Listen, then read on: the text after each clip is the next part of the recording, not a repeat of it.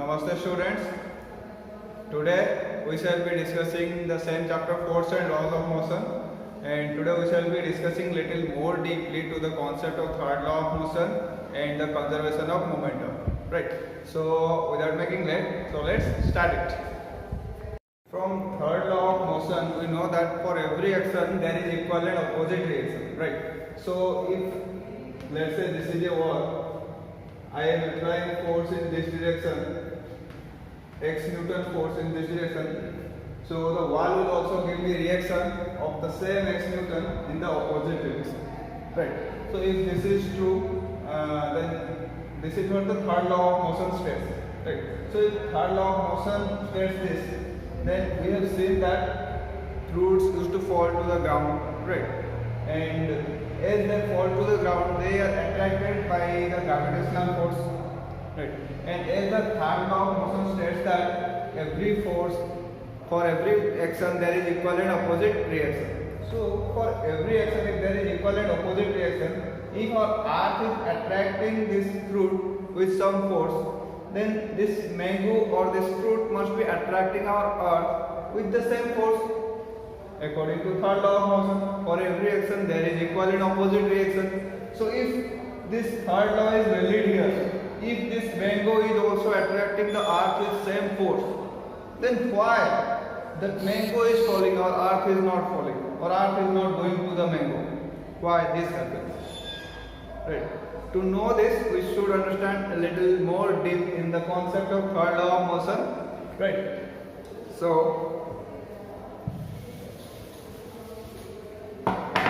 let us say that our earth is attracting this mango or this fruit with a force called F. And according to the third law of motion, this fruit should be attracting earth with the same force in opposite direction. So it should be minus F. Right. Here this minus sign represents the direction of the force. If earth is attracting the fruit with the force F Newton towards it, it is according to third law that the fruit will also attract earth in opposite direction with the same force. So let us represent it same magnitude force F and direction is opposite, so negative side. So here one thing we have to see, why this fruit is falling, why the earth is not going upward. We know that force is equal to mass into acceleration. Right. So here, let's say this mass of earth into acceleration of earth. Here, negative sign, let us keep it here. Mass of fruit into acceleration of fruit. Right. As we know, the magnitude of this force should be equal to magnitude of this force according to third law of motion. So the product of mass into acceleration of earth should be equal to the product of mass into acceleration of fruit. Right. But we know that there is a vast difference in the mass of earth and mass of fruit. Mass of earth is huge, but the mass of fruit is very negligible as compared to the mass of earth. Right. As these two quantities have to be equal to each other, that's why the acceleration of the fruit has to be much more as compared to the acceleration of earth. Right? That's why earth acceleration seems to be negligible, or we can say it as zero as compared to the acceleration of the fruit. Right? That's why the fruit will fall. The earth will not go towards the fruit. But one thing is common in both of them, that the force which earth is attracting the fruit, the same force the fruit is attracting the earth. Right?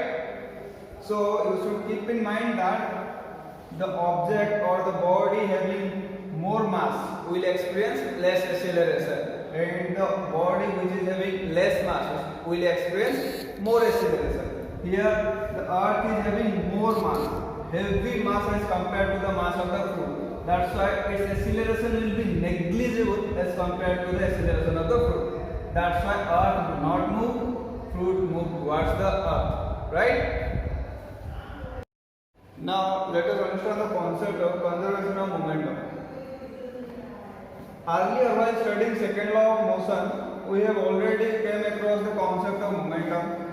We knew that this momentum is a property of a body which is gained by the virtue of its motion and mass, right? And it is represented as P, and it's a vector quantity as it has magnitude. Along with magnitude it have direction. Like in case of the velocity, we have magnitude along with direction in it. In case of displacement, we have magnitude along with direction in it. So those are called as vector quantities. Like similarly, this momentum will be called as vector quantity because it has magnitude. Along with magnitude, it has some direction. Right. So now we came to know these small things that we have already known from the second law of motion. So it is represented as P. It is the property which is gained by the virtue of its mass and motion. Right. So now what is there in the concept conservation of momentum? What more does this conservation of momentum concept say? See, as we know that in conservation of energy, total amount of energy is conserved or the total amount of energy remains constant. Similarly, in case of conservation of momentum also same thing happens. The total amount of momentum remains constant or it is conserved. What is the total amount of momentum? Earlier, after something happened also the same amount of momentum will be there. Now let us understand it by taking an example, right? Now just imagine that this is a car, right? This is a car and this is a lorry, right? Now let's say our car is having mass mc, right, mass of car, and it is moving in this direction with velocity vc. Let's say mc is the mass of car and vec is the velocity of car. So as it is a body, it is having a mass mc and it is moving with velocity vc. It means that it is having some momentum in it, right? It is having some momentum in it. Now think for a while. This is our lorry, right?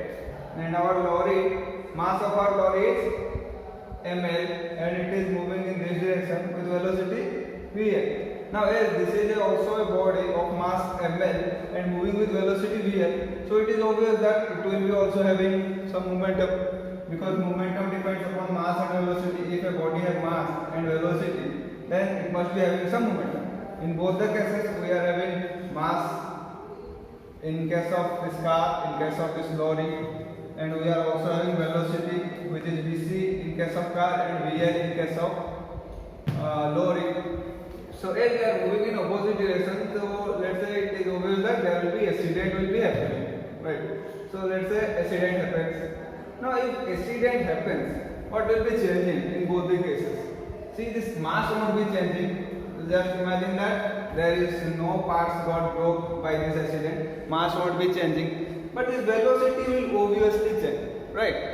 Velocity of the car and velocity of this lorry will definitely change, right? If velocity changes, we can say that, or we can think that the momentum must be changing, right?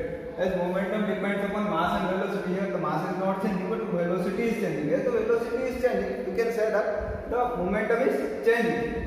But then if momentum changes, then we can say that it is that conservation of momentum is not a law or conservation of momentum is not obeyed here. How can we say that? Right? How can we say that the conservation of momentum is not obeyed here? So let us see what happens here. Right? Here it seems that now I hope that you are clear that here it is a car is there and here a lorry is there, right?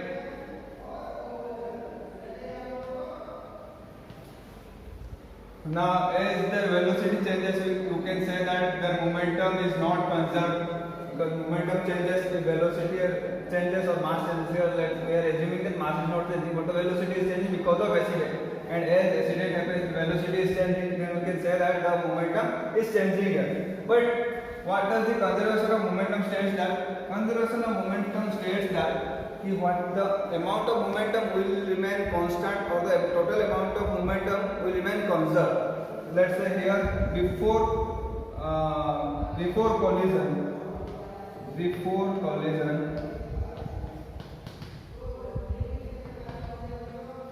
total amount of momentum, let's say P. So if this total amount of momentum P remains as P after collision, then only we can say that the momentum is conserved. And yes, it remains the total amount of momentum before collision and after collision remains same. So now what we will be doing, we shall be proving it, how this law or how the conservation of momentum is, how we can say that the momentum is conserved, that we shall be proving. So first we have to keep in mind that as the velocity is changing here, so you might be thinking that the momentum is changing. Individually, if we calculate the momentum of certain body, then it will change, but the total momentum won't change, right? Total momentum before collision, total momentum after collision will remain same. Now let us know how. So now let us prove the conservation of momentum concept, right? Just imagine that there is a lorry of mass M1 and another one of car mass M2. Lorry is moving with initial velocity u1 and the car is moving with initial velocity u2.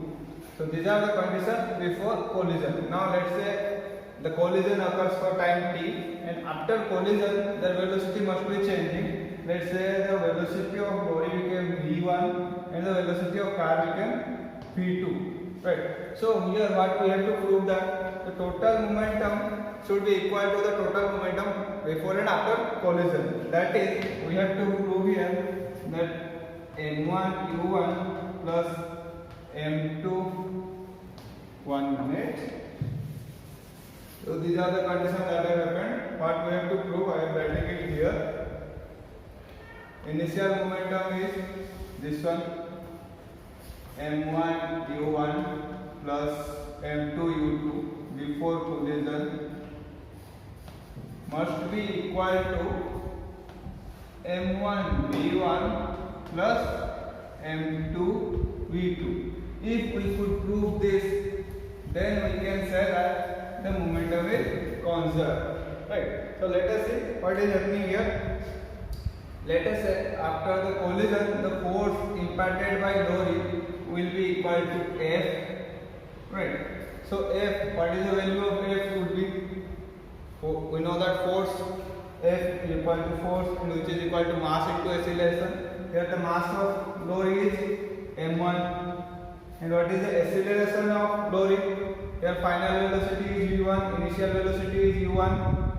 So initial final velocity minus initial velocity by time, mass into acceleration. This is nothing other than acceleration. So this is the force imparted by lorry on the car upon collision, and similarly the force imparted by car on the lorry on collision will be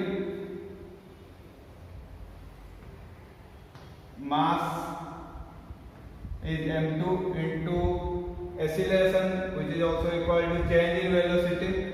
So change in velocity by time taken. So change in velocity is final velocity minus initial velocity by time taken, same time t, right? As these forces are action and reaction, so it must be equal and opposite, right? So if we represent this force as F, so it must be equal to minus F, as they are action and reaction. The force magnitude must be equal to this force magnitude, and the direction should be opposite. So if this is F, F should be equal to minus F according to third law of motion, right? For every action there is equal and opposite reaction. So now if I put the same sign here, I can write it like this: equal, as both are equal to each other and opposite in direction, I can write it this one, right? So now what I will do, I will rearrange it. First I can cancel out this t term. Right. Now I will reopen the bracket. m1 v1 minus m1 u1 equal to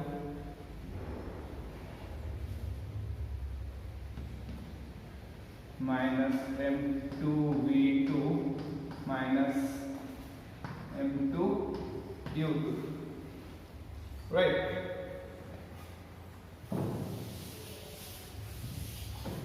Now what I will do, I will again rearrange the term. I will keep the left hand side LHS as it is, m1 v1 minus m1 u1. Now I will take this negative sign inside it. It will become like minus m2 v2 plus m2 u2. Right? Now what I will do, I will take this u term to one side and take the v term to other side. So I will be taking this v term to this side and take this u term to right hand side. Now what I will get, I will get m1 v1 plus m2 v2 will be equal to m1 u1 plus m2 u2. Right. So now you can see that this is nothing other than total momentum after collision. This one is this, right? Total momentum after collision, and this one is nothing other than total momentum before collision. Right? And we have proved that the momentum before collision will be equal to the momentum after collision. Right? So as we have proved that the momentum before collision will be equal to the momentum after collision, we can say that the momentum is always conserved. Right? So I hope that you have understood this. In next class we shall be doing some problems related to this. You will be getting many problems which you have to solve on the basis of this conservation of momentum. So that we will be doing in next class.